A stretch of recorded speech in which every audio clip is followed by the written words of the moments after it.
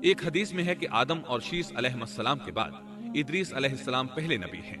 ایک دوسری حدیث میں ہے کہ ادریس علیہ السلام پہلے نبی ہیں جنہوں نے قلم کے ذریعے لکھا اور لوگوں کو کتابت سکھائی۔ حافظ ابن کثیر نے ان کا حلیہ کچھ یوں بیان کیا ہے: پورا قد و قامت، خوبصورت، خوب روح، گھنی داڑھی، عمدہ اوصاف کے مالک، چوڑے کندھے، مضبوط ہڈیاں، دبلے پتلے، سرمگی چمکدار آنکھیں، گفتگو باوقار، خاموشی پسند، سنجیدہ اور متین، چلتے ہوئے نظر نیچی، انتہائی فکر و خوض کے عادی، غصے کے وقت سخت غضبناک، باتیں کرنے میں شہادت کی انگلی سے بار بار اشارہ کرنے کے عادی۔ ادریس علیہ السلام شیس علیہ السلام کی شریعت پر عمل پیرا رہے۔ چونکہ ادریس علیہ السلام رسول بھی تھے، اس لیے اللہ کی طرف سے مستقل ان پر شریعت نازل ہوئی، جس کی تشریح و تفسیر کر کے لوگوں کو احکام الہی سے آگاہ فرماتے۔ ادریس علیہ السلام نے جب دیکھا کہ مفسدین ایمان والوں پر ظلم و زیادتی کر رہے ہیں، ان کا فساد بڑھتا جا رہا ہے اور سمجھانے کے باوجود یہ لوگ باز نہیں آ رہے، تو انہوں نے اپنے پیروکاروں کو جہاد کا حکم دیا۔ ادریس علیہ السلام پہلے شخص ہیں جنہوں نے اللہ کے راستے میں جہاد کیا، غنیمتیں حاصل کی اور دشمنوں کو قیدی بنایا، لیکن غنیمتیں اور قیدی ان کے لیے حلال نہیں تھے۔ رسول اللہ صلی اللہ علیہ وسلم پہلے رسول ہیں جن کے لیے غنیمتیں حلال کی گئیں، لیکن یہ بات یقینی ہے کہ جہاد سب سے پہلے ادریس علیہ السلام نے کیا۔ انہوں نے جہاد کے لیے سب سے پہلے ایک لشکر تیار کیا، پھر اس لشکر کو دو حصوں میں تقسیم کیا۔ ایک حصہ پیادوں پر مشتمل تھا، دوسرا سواروں پر۔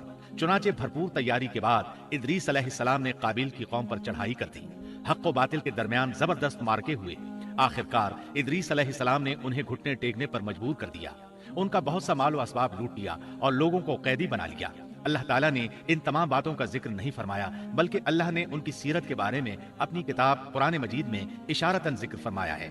مثلا سورہ مریم آیات 56 اور 57 میں ارشاد ہوتا ہے: وَاذْكُرْ فِي الْكِتَابِ إِدْرِيسَ إِنَّهُ كَانَ صِدِّيقًا نَبِيًّا وَرَفَعْنَاهُ مَكَانًا عَلِيًّا۔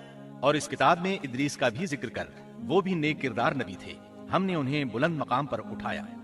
ان کے بلند مرتبے کے بارے میں بخاری اور مسلم میں حدیث موجود ہے کہ نبی کریم صلی اللہ علیہ وسلم نے فرمایا: میں نے معراج کی رات چوتھے آسمان پر ادریس علیہ السلام سے ملاقات کی، وہ چوتھے آسمان پر بلند مقام پر فائز تھے۔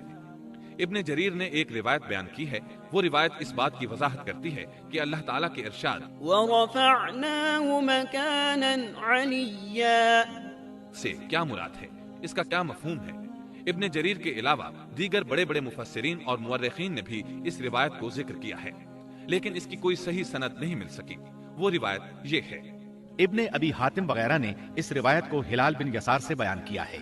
وہ کہتے ہیں میری موجودگی میں ابن عباس رضی اللہ عنہما نے کعب رحمۃ اللہ علیہ سے پوچھا، کعب، ادریس علیہ السلام کے متعلق اللہ تعالیٰ کے اس قول وَرَفَعْنَاهُ مَكَانًا عَلِيًّا ہم نے انہیں بلند مقام پر اٹھا لیا کا کیا مطلب ہے؟ تو کعب رحمۃ اللہ علیہ نے جواب دیا، اللہ تعالیٰ نے ادریس علیہ السلام پر ایک مرتبہ یہ وحی نازل فرمائی: اے ادریس، تمام اہل دنیا جس قدر روزانہ نیک عمل کریں گے ان سب کے برابر میں تجھے ہر دن اجر دوں گا۔